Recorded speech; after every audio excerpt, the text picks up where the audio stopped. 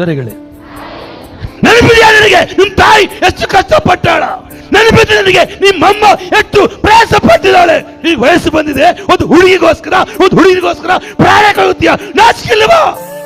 ದೇವರ ವಾಕ್ಯ ಹೇಳ್ತದೆ, ತಾಯಿ ತನ್ನ ಮಗನನ್ನು ಸಂತೈಸುವ ಪ್ರಕಾರ ಏಸಪ್ಪ ನಿನ್ನನ್ನು ಸಂತೈಸ್ತಾನೆ. ಹಲ್ಲೆಲೂಯಾ, ಇನ್ನಿತರ ಹಲ್ಲೆಲೂಯಾ. ಇವತ್ತು ಆತನ ಲೆಕ್ಚರರ್ ಆಗಿ ಡ್ಯೂಟಿ ಮಾಡ್ತಾ ಇದ್ದಾನೆ ಜಗಳೂರಲ್ಲೇ. ಇದ್ದೀರಾ? ಇವತ್ತು ಲೆಕ್ಚರರ್, ನನ್ನ ಕ್ಲಾಸ್ಮೇಟ್. ಎಷ್ಟು ಜನ ಇದ್ದೀರಾ? ಇವತ್ತು ಲೆಕ್ಚರರ್ ಸತ್ತೋಗಿದ್ರೆ ಕನ್ನಡ ಅರ್ಥ ಆಗ್ತದ? ಇಂಥ ಮಂದಿ ಚನಿಪೋಲ್ ಅನ್ಕನಾರು ఎవరులేరా? ఇంతకుముందు అనుకున్న మన చేతులు ఎత్తండి. ఇంతకుముందు చనిపోవాలనుకున్న మన చేతులు ఎత్తండి.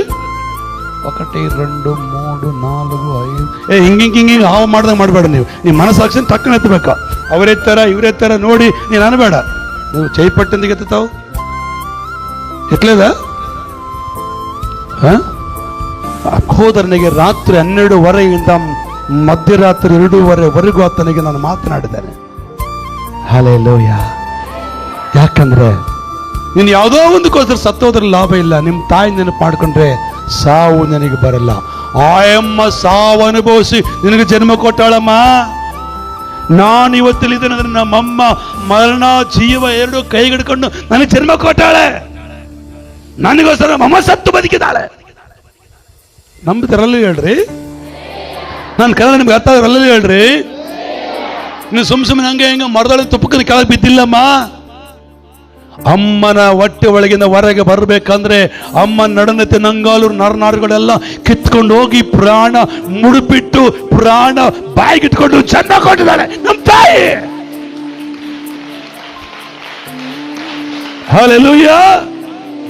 ಇವತ್ತು ಯಾವ್ದ್ರಲ್ಲಿ ಸೋತವಾಗಿ ಅಂತೇಳಿ ಯಾವ್ದಕ್ಕೋ ಫೇಲ್ ಆಗಿ ಅಂತೇಳಿ ನಾನು ಪೇಪರ್ ನೋಡಿದೆ. SLC ಫೇಲ್ ಆಗಿದ್ರೆ ಆತ್ಮಹತ್ಯೆ, PUC ಫೇಲ್ ಆಗಿದ್ದಕ್ಕೆ ಆತ್ಮಹತ್ಯೆ, ಒಬ್ಬ ಹುಡುಗಿ ಲವ್ ಕೇಸ್ ಫೇಲ್ ಆಗಿದ್ದಕ್ಕಾಗಿ ಆತ್ಮಹತ್ಯೆ. ನೀನ್ ಜೀವನವಾ? ನೀನೊಂದು ಬದುಕ ತೀರ್ಮಾನ ಮಾಡಿಕೋ. ಸಾವಿಗೆ ಮುಂಚಿತವಾಗಿ ಯಾರು ನೆನಪು ಮಾಡ್ಕೋಬೇಡ. ನಿನ್ ಜನ್ಮ ಕೊಟ್ಟ ತಾಯಿ ನೆನಪು ಮಾಡ್ಕೋ. ನಿನ್ನ ಸಾವೋ ಜೀವೋ ನಿನ್ಗೆ ಅರ್ಥ ಆಗ್ತದೆ. ನಿನಗೋಸ್ಕರ ನಿಮ್ಮ ಅಮ್ಮ ಸತ್ತಿದ್ದಾಳ್ರಿ, ನಿನಗೋಸ್ಕರ ನಿಮ್ಮ ಅಮ್ಮ ಕಷ್ಟಪಟ್ಟಿದ್ದಾಳೆ. ನಾನು ಇವತ್ತು ಚೆನ್ನಾಗಿದ್ದಾನೆ. ತಾಯಿ ಋಣ ತೀರಿಸಲಿಕ್ಕೆ ಯಾರ ಕೈಲಿ ಕೂಡ ಆಗಲ್ಲ. ತಾಯಿ ಋಣ ತೀರಿಸಲಿಕ್ಕೆ ಯಾರಿಂದ ಆಗುವುದಿಲ್ಲ. ಒಂದ್ಸಾರಿ ಹಿಂಗೆ ಒಬ್ಬ ಮಗನ ಹತ್ರ ಪ್ರಶ್ನೆ ಮಾಡುವಾಗ ಆತನೊಂದು ಒಳ್ಳೆ ಮಟ್ಟಕ್ಕೆ ಬಂದಿದ್ದಾನೆ. ಆ ಮಗನ ಒಳ್ಳೆ ಮಟ್ಟಕ್ಕೆ ಬಂದಾಗ ಆ ಮಗನು ಹೇಳ್ತಾನೆ, ನೀನೆಷ್ಟು ನಿನಗೆ ಕೊಟ್ಟಿ ಎಲ್ಲ ಕೊಟ್ಬಿಡು, ತಗ ನಿನ್ ಋಣ ತೀರಿಸಿಬಿಡ್ತೇನೆ. ಎಷ್ಟು ಲಕ್ಷ ಖರ್ಚಿಟ್ಟು ನನಗೆ ಇದೀರಾ ಇಲ್ಲಿ? ಕುಮಾರ ತಲ್ಲಿ ಕಡುತ್ತೆ ನೋಡು, 8 ಲಕ್ಷ ಖರ್ಚು ಬಿಟ್ಟವನು ನೀಗೆ ಇಷ್ಟಂತ తీసుకో. ಟಕ ಟಕ ಟಕ ಬರ್ದ. ಫಸ್ಟ್ ಇಯರ್ಗೆ ಇಷ್ಟು, ಸೆಕೆಂಡ್ ಇಯರ್ಗೆ ಇಷ್ಟು, SSLCಗೆ ಇಷ್ಟು, 9ಕ್ಕೆ ಇಷ್ಟು, ಎಲ್ಲ ಇಷ್ಟು, ಹಾಸ್ಪಿಟ್ಲಿಗೆ ಇಷ್ಟು, ಹಾಸ್ಪಿಟ್ಲಿಗೆ ಎಲ್ಲ ಬರ್ದಿಟ್ಟ. ಹೆಚ್ಚು ಕಡಿಮೆ ಒಂದು 10 ಲಕ್ಷ ಅನ್ಕೊಡ್ರಿ.